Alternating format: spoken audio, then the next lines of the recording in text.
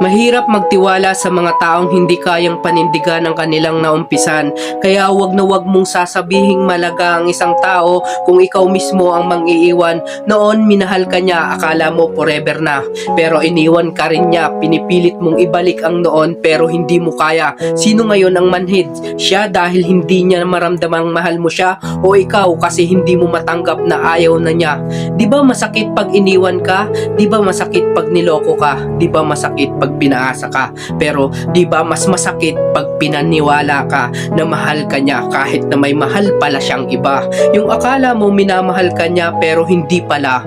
Ang hirap umasa na magbabalikan pa kayo ng mahal mo. Ang hirap ding isipin na napupunta siya sa wala ang pagmamahalan nyo. Pero higit sa lahat, ang hirap tanggapin na limot ka niya kahit ikaw nagmamahal pa rin sa kanya.